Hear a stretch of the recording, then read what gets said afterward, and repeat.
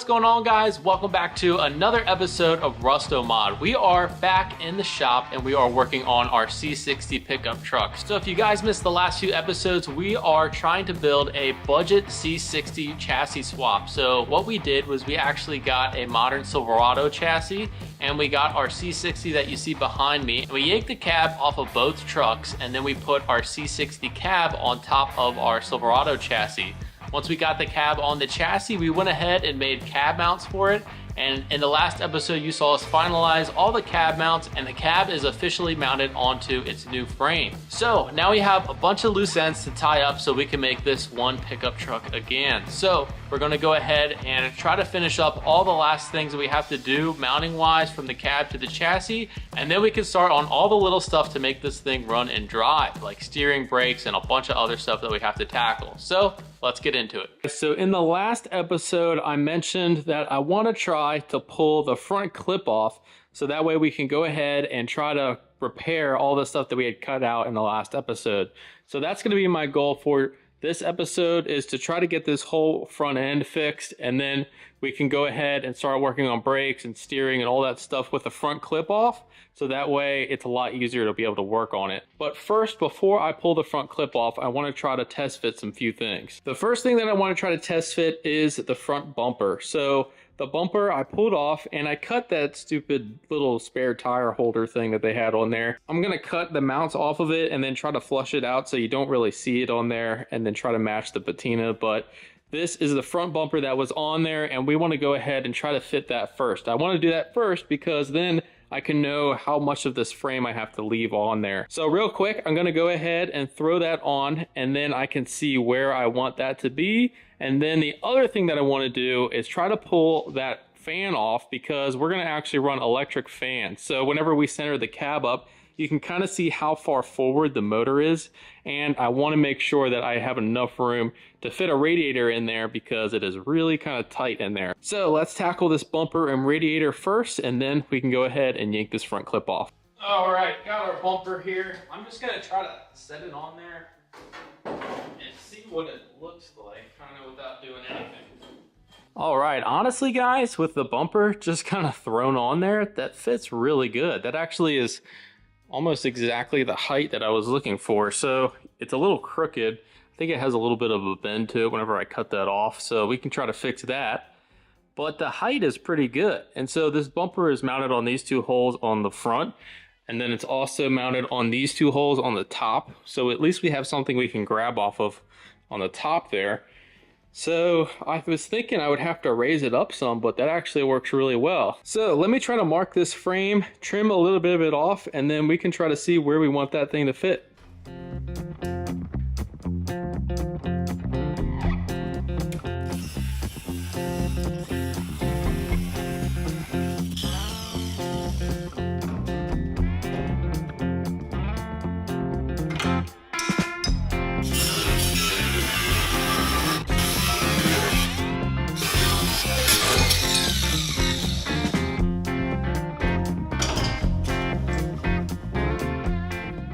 Well, I got the bumper actually pretty close, so it's about a 1/2 inch on each side, and I think that's going to work awesome. So now I can go ahead and mark where I want that bumper to mount, and then whenever I pull the front clip off, I'll know exactly where it's going to be. So you can kind of see it's right in between of these two holes is where that edge of that frame is, so it's pretty even. I'm trying to line it up, I guess with that bow tie would be the best way to line it up, but I think I got it pretty good. I wanted it to be kind of sunk in a little bit, but not too much because I have to have some room for those fog lights to be able to not hit the grill. But that'll work awesome. I think it looks way better, and I really didn't have to do a whole lot. So I'll probably end up just welding a tube on here and then mounting it on those two holes, and then maybe making a bracket or something coming off the front of that frame to pick up those other holes down there.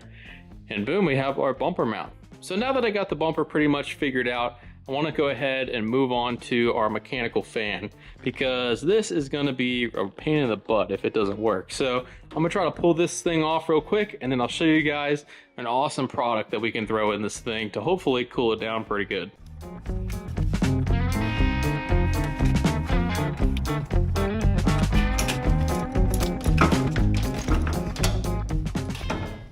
right, so now we have to put a radiator in there, and I didn't really want to run the mechanical fan, one, because I just don't have enough room, so I reached out to Alloyworks and they sent us this, which is a direct bolt-in fit for a 66 C10. So hopefully the C60 is pretty close with the core support. I know there are a little bit differences, but this is awesome. It's a 4-core radiator with an electric fan already on it. All we got to do is wire it up and it should be ready to rock. So this is going to help us a ton because, like I said, I want to drive this thing on road trips and stuff, and it's a big 4-core radiator, so it should keep this engine completely cool whenever we're cruising this thing down the highway. It also has a transmission cooler in it, so we can use that as well. Now, before we throw this thing in, I do have a discount code linked below with Alloyworks, so maybe if you guys are building something at home, you guys can check them out and save some money on your project. So let's go ahead, throw this thing in there and see how it fits. All right, let's see how this big radiator fits in here. Hopefully everything clears. It does have a really big mechanical fan water pump that has the thread on the end of it, so I hope that doesn't hit it. But it looks like we should be good. So I might have to go ahead and make some brackets to be able to bolt this thing in. And I can actually use the factory mounting holes that it mounted to originally. The radiator does look like it is going to be kind of tight, so I'm going to have to try to maybe move it over a little bit from where it was in the factory location and just make some custom mounts for it, which I kind of figured I'd have to do anyway. So, but it looks like that'll work. It is really tight with the water pump and the fan, so if you ever want to change the water pump while the radiator is in there, you probably have to pull this electric fan off first. Okay, so I'm going to have to make some custom brackets to mount this radiator. So luckily at work, again, I had some test bends that they were doing, and luckily they were bent wrong. So I'm going to actually cut little brackets out of this. It has a kind of a Z bend that I kind of need for the radiator to mount, and I'm going to cut that out, and then I'm going to have to mark the hole once I get it up on there.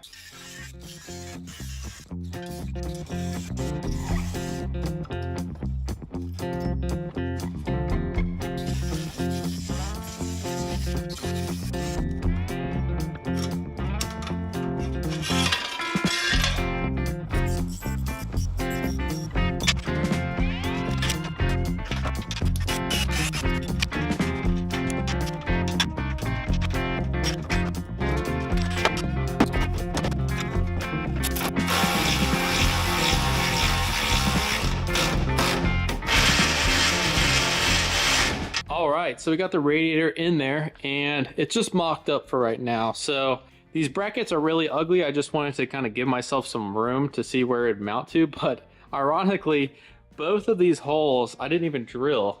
They were already in that bracket that I had, and it lined up perfectly with where that hole was already in that piece that I'd cut out. So that was pretty funny. It actually is crazy that that worked. But you can see how far away the radiator is from the core support.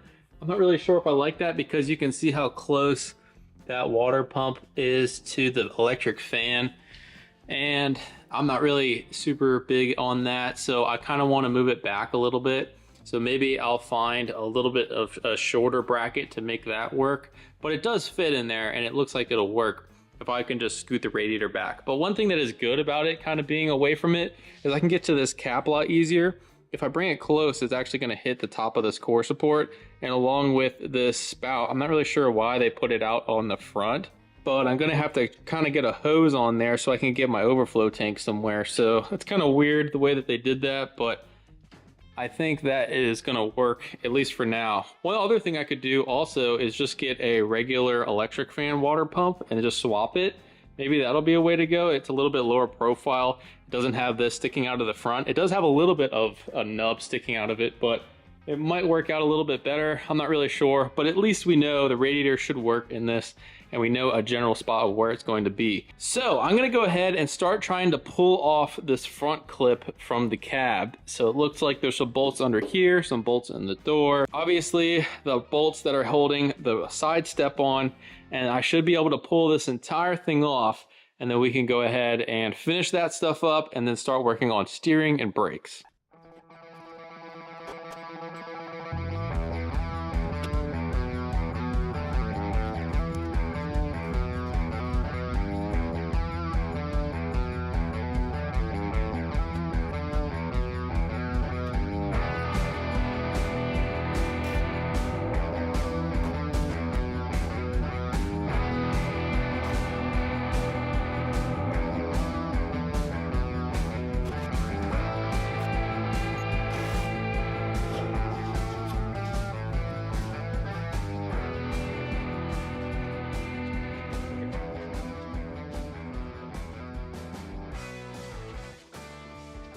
Good job. Wanted to jump in here real quick to tell you guys about our new website that we have, that we're selling t-shirts, stickers, hats, flags, bunch of kind of merch to support the channel. So if you guys love the C60 build or any of the other builds we have in the shop, make sure you go check out our new merch store so you guys can pick up some t-shirts and stuff to help support the channel. All right guys, back to the video. We got that front clip pulled off, radiator mount, so now you can see I can get to that a whole lot easier. And then we have our engine that we can work on now without having a front clip on it. So like I said, I'm gonna go ahead and weld all this stuff in, and then trying to do the steering and then the brakes, I can get to this stuff a lot easier with all that removed. So definitely is a little bit more rusty than I was thinking it was gonna be. This bottom of this is rusted out, which is common.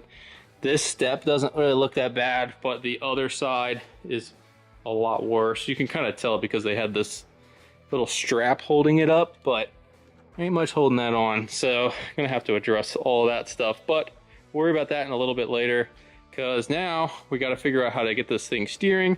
And I want to try to be able to mock up the Silverado booster and see if I can get that to go on the firewall there. So that's going to be my next plan. Now I'm going to start trying to figure out what we're going to do to be able to box in the front of this frame.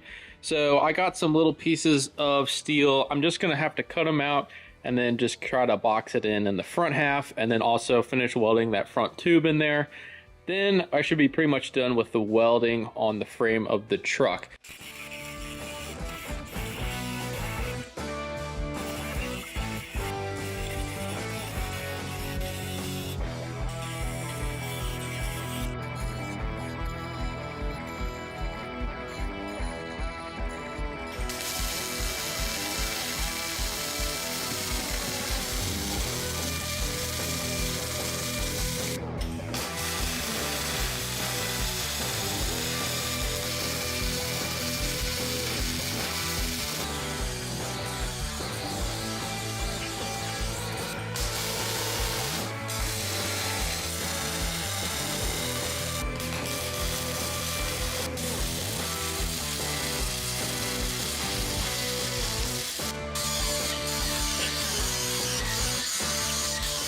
Okay, so after a lot of cutting, grinding, and welding, I finally got the front end completely boxed in. So that tube is completely welded into place, and then I plated in the front of the frame so that way the whole frame is completely boxed in and we shouldn't lose any strength from cutting it out. Now I did leave the bottom of this because I think I'm just going to leave that for my bumper support. I was kind of thinking I was going to trim it up, but it's going to add a lot of strength with having those little edges on it, so I'm just going to leave it for now, and we should be good to go for the front end. Now, the one thing I am going to have to do is mark where I'm going to put that bushing on this bar here, and then once that's done, we can drill the hole, and then we can actually mount the front clip. So now I'm going to paint this real quick, and then we can let that dry, and while we're letting that dry, I'm going to start pulling off all this stuff on the firewall, so that way we can try to figure out the steering and brakes. As you can see, I already started working on it a little bit. I bought my steering shaft I'm going to use for the Silverado column, and then I actually already had a steering column I'm going to try to use in this as well. So I'm going to clean all this stuff up and try to figure out how we're going to be able to mount all this stuff to the firewall.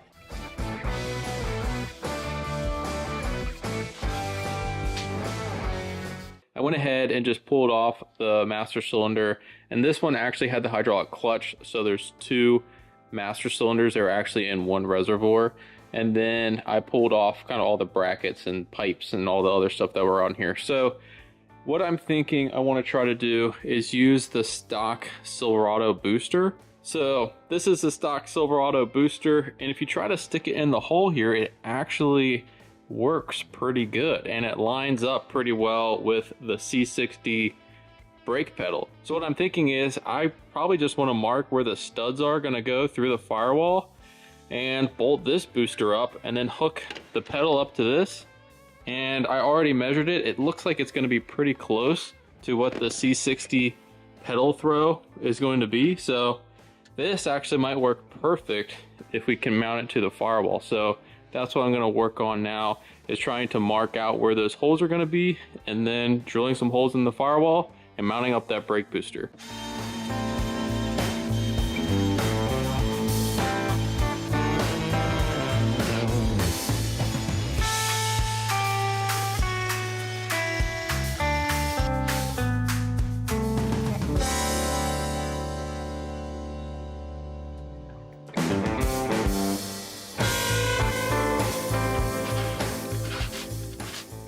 Alright guys, I spent some time trying to figure out how I'm going to make the brakes work. It was kind of hard to figure out what I was going to do and film and show you guys at the same time because I didn't want to steer you guys in the wrong direction. So I got it working, so let me show you guys what I did. Okay, so I have the brakes hooked up and they are hooked to the pedal and it does work. So it's kind of cool. We actually built this whole car, didn't touch the brake lines, didn't touch the master cylinder or anything.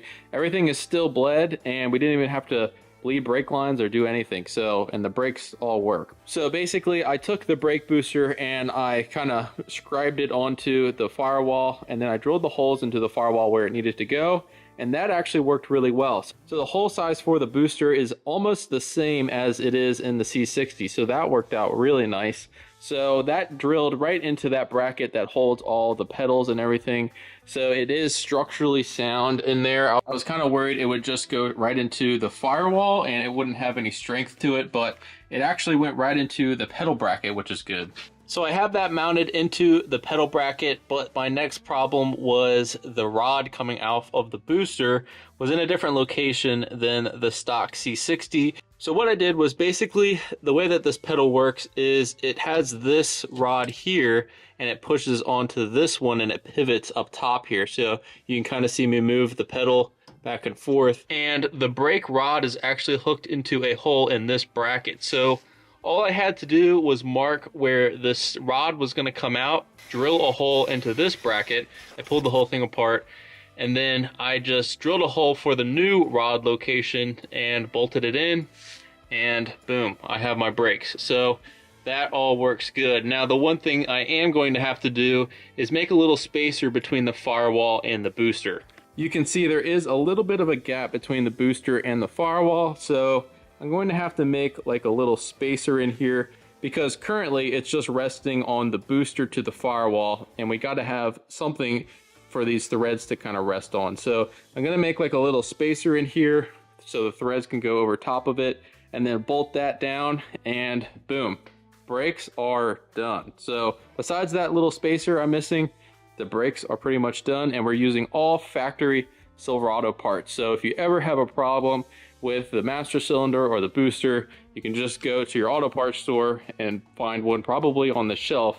It'll be a lot easier to source. So that's done, brakes are done. Now we have to figure out the steering. And I wanted to do the brakes first because the steering column is right underneath of that booster, so that way we can know where we have to be for our steering column length and it won't interfere with anything else. So now that we got our brakes in there, we can start looking at our steering and how we're going to work our steering column to the Silverado steering rack. I bought a steering column for the Rambler and they sent me this one on accident. This one has the column shifter and it actually has the key in the steering column. On the Rambler, I didn't need either one of those, so I'm going to try to use this column in here. Hopefully it works. I'm not really sure how the steering column shifter is going to work with the placement on the firewall. We're going to try to put this in, but first we have our brakes in here now and we can kind of get an idea of our space. So the brakes are kind of going to be right in the way of where we're going to have our steering column, it looks like. So we might have to bend these lines out of the way. But that's why I wanted to put this in here first so we could see where everything's going to sit. So real quick, I'm going to throw our new steering column in there. I'm going to use the rubber mount that it came with the original steering column in the truck. And then I'm going to have to figure out how to make a mount for the firewall. And I believe a C10 firewall mount would probably work. So I'm going to try to order one of those. So that way we mount it to the firewall and then we mount it where the original column mounted underneath the dash. So I'm going to throw this in real quick and then see how everything lines up.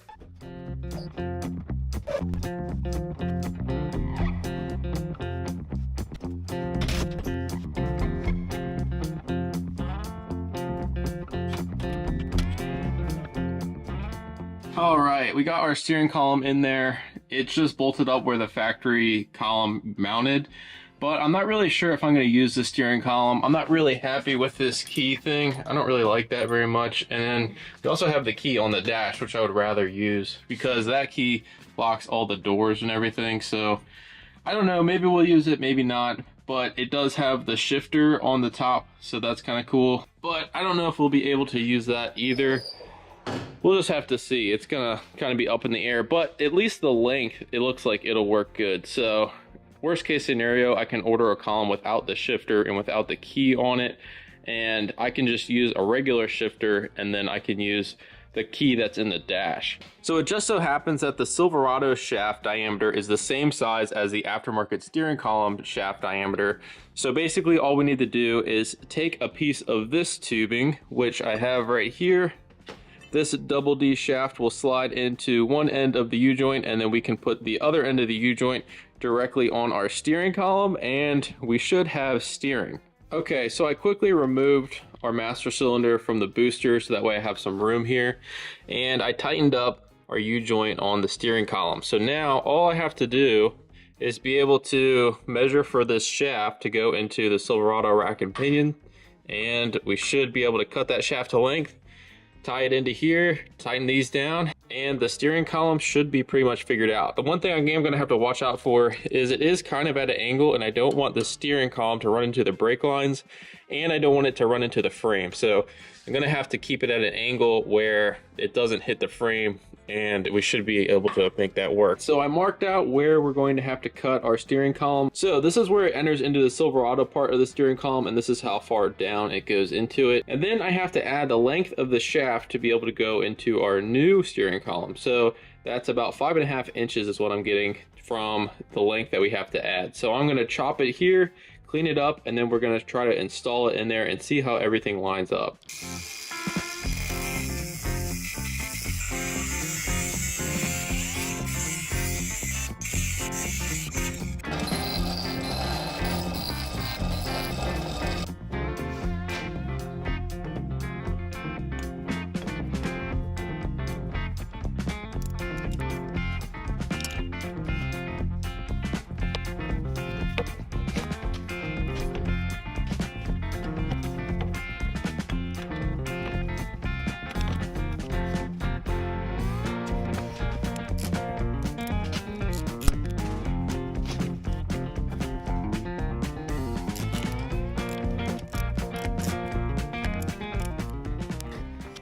All right, and just like that, we have our steering column completed. So we have our U-joint here, and I actually had to move the steering column up into the dash because it was contacting the frame a little bit. And the more that I moved the steering column in, the more that the steering column raised off of the frame. So that's one thing that I'm going to have to take into account, because if I shorten the steering column, it actually would work out a little bit better. And I'm not super happy with the way that this steering column is with the key and the shifter. I kind of like the idea of using the original key, and I really don't think I can make that shifter work very well. I can make it work, but I think it would be better if I just had a different shifter in here. So I think I might use this column on something else and try to order a correct steering column for this, because if you're sitting in here and you have a steering wheel on there, that steering wheel is going to be like right in your face. So I want to try to get a little bit of a shorter column probably to make that work a little bit better. So at least I have a game plan of what I'm going to do.